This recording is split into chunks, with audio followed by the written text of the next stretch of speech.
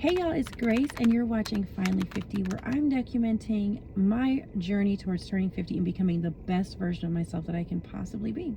Today I want to talk about how I quit my job at 47 and why I didn't go back and why I'm never going back. So I quit my job at 47 because I was super burned out, very depressed. I had just been diagnosed with acute stress disorder and complex PTSD a couple years before that. I already had postpartum depression in all three of my pregnancies, PMDD, premenstrual dysphoric disorder, which has looked like pretty severe depression really intensely right before the onset of my period every month. And I didn't know it, but ADHD, and the ADHD I think I've probably had at a manageable level, but once perimenopause kicked in, ADHD and any other conditions, pre-existing brain conditions that you have, typically get worse because of the estrogen spikes and depletion. So I was having a bad time because I was in a second marriage with the person who I thought was the love of my life, who turned out to be one of the greatest harms of my life. The man was just demonic to me, and it was intensely painful. If you've ever been through domestic violence, girl, you know. I had just had a baby. I had a baby at 40. The abuse started pretty much right after we had the baby.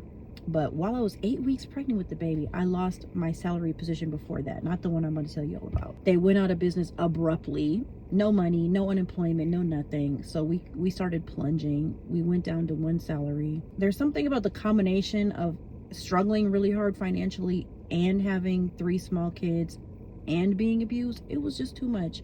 So I decided to go back to work. So I got a salary position that was pretty good salary for what I do, what I have been. I've been doing nonprofit work my whole career. I've worked for several different nonprofits. Anyway, so I was a circulation supervisor for a local library. I was doing pretty well at first, but as time went on, the abuse intensified while I was there. And then I started realizing I had to go. And once I told him I had to go, because I'd never been in an abusive marriage like that, I didn't know that you're not really supposed to tell your ex-husband or your husband at the time that you're going to leave until you're ready to leave. Because I didn't know enough to know that the time that you're leaving is the most dangerous time. Once I told him I was thinking about going, which, by the way, timeline, I told him that like in 2018, and we ended up actually getting divorced in 2020. So it was like a long time where I just feel like I was being terrorized, and it was painful. Anyway, y'all, so a year before I actually quit, I quit in 2023, the summer of 2023, but like a whole year before that, they were telling me like, you're not performing well. It seems like you're not really here. You're taking all your sick days and then some, and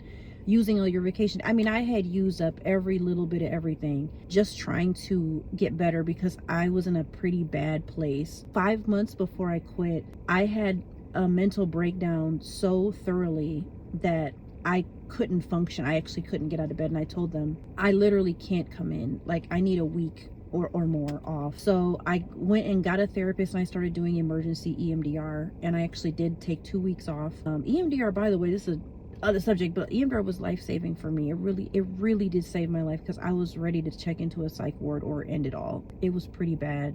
Probably the worst I've ever been in my life was during that phase. Anyway, but I went back to work, and I was very honest with my supervisor and HR and everything, letting them know like, hey, I'm just in a bad place. So ultimately, I felt like I just can't do it anymore. Also, the library I was working at, there was some pretty consistent triggers that I was facing. I was facing some significant triggers that were triggering constant panic attacks. And I was asking for specific accommodations. Some of the accommodations that they had given me before, for some reason, they weren't willing to give me anymore, that I really needed. Because if I had a panic attack, it would take me out like mentally for like an hour or more, which is a lot of an 8-hour workday.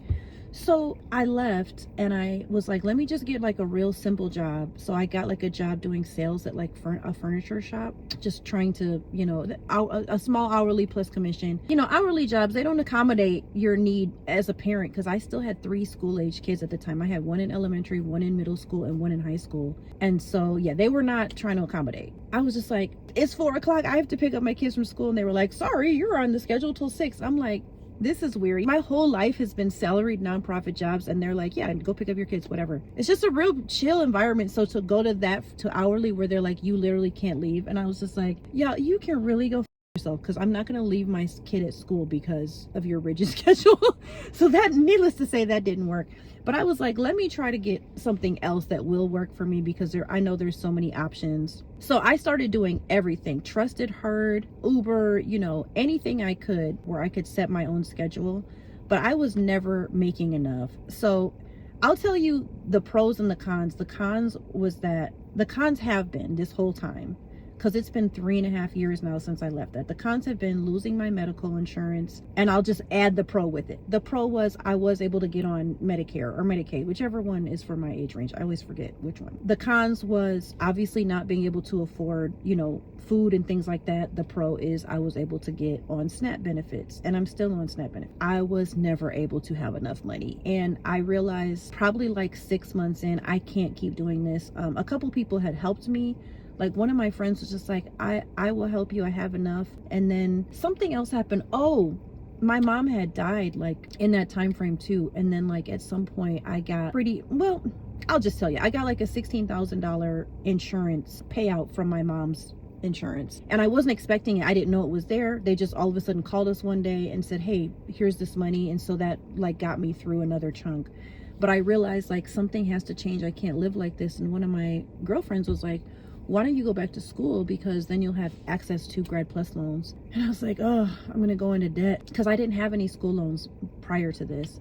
But honestly, that saved me. It really saved me. So I started going to school, and that's how I've been able to live literally for the past 2.5 years, because I started that program in like, I think April 2024. Right, yeah.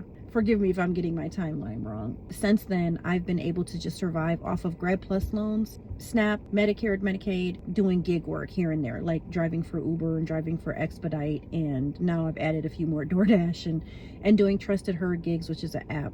And also, like, I got hella into the principles and ideas of manifesting, and I've tried to really practice that. And there have been some times where I have intentionally tried to manifest a certain amount of money, and it has come, and I've been like, that's crazy. Now for me, it's not always duplicatable, because I've tried to do it several times since then. Sometimes it's worked, sometimes it hasn't. But I will say one thing that has happened since I left is that I was able for the first time in my life to actually sleep, like actually sleep at night and actually sleep during the day, like while my kids were at school. And I slept so much in that first year. I think my body slept and meditated. Let me add that, because meditation, I think, is a big part of why I was able to heal and recover. Now, I'm not saying I'm perfect or all the way there, but I don't think I would have been nearly as far along in my journey if I hadn't of spent so much time meditating and sleeping and going outside and going for walks. And I spent a lot of time recovering and reading and learning and resting. And probably about 2 years after I quit my job, I was like, I don't think I would have survived if I had kept working, right? But it was always juxtaposed with the fact that I'm super depressed because I'm also super poor and always feel like I can't pay my bills. And that too is stressful. So it was always just kind of like this sandwich of bad, then good, then bad, then good. Also, my perimenopause kicked in like hella strong, like really, really strong. So many things started happening. I started getting so many symptoms. And part, I was able to care for it because of Medicare, Medicaid, but also because I actually had the time to look into it and read about it and think about it. And I was also still a very active parent in my kids' lives. Now I co-parent, so I don't have them all the time. I have my daughter like 70 to her dad's 30, but I have my boys like 40 to their dad's 60. So I have my daughter slightly more. It has been a tremendous amount of time and energy and effort.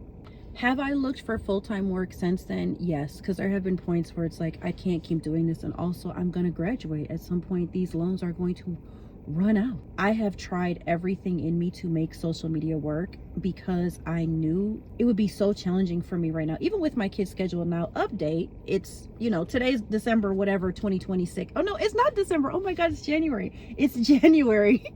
whatever, second, third, fourth, I don't even know, 2026. As an update, I have a child now who's a sophomore. So my high school kid is now a sophomore in college. My middle son is now a sophomore in high school. And my daughter is 9.5 and she's in 4th grade. The two youngest, I'm still doing, 7 o'clock and 8:30 drop-offs. I'm still having to pick up at 2:30 and 4:30. And my schedule is still pretty intense with my kids, especially my daughter, my youngest.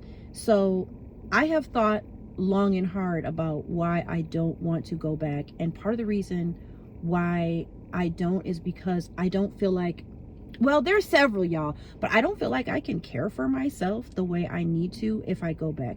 But the bigger one is, and I say this with all honesty and humility, I told my therapist the other day, I don't feel like I can. I still struggle with depression and anxiety. Not like I did before, but I still struggle with it. I still struggle with huge focus issues as a result of perimenopause. I feel like the brain fog for me has been insane. Even though I have been diagnosed and am now treated for ADHD, I still feel like my schedule with my kids does not accommodate me working full time. I still feel like it's something that I don't know that I can do anymore. I did that. I did work full time and for nonprofits for probably 25 years total. I don't know if I literally am capable, and I'm not downplaying myself. I know I'm a queen. I know I'm smart. I know I'm capable. But there's also some real things about me, about my mental health, that I feel like I'm trying to be honest. So what I'm doing now is I am working part-time for a digital media marketing company.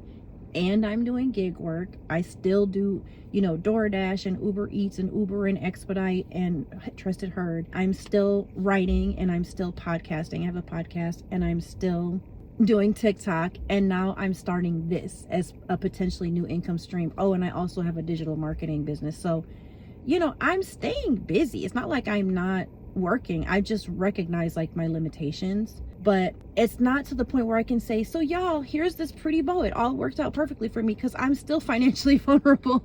Even with all of that, I'm still financially vulnerable. It shouldn't be like this, but this is the way it is.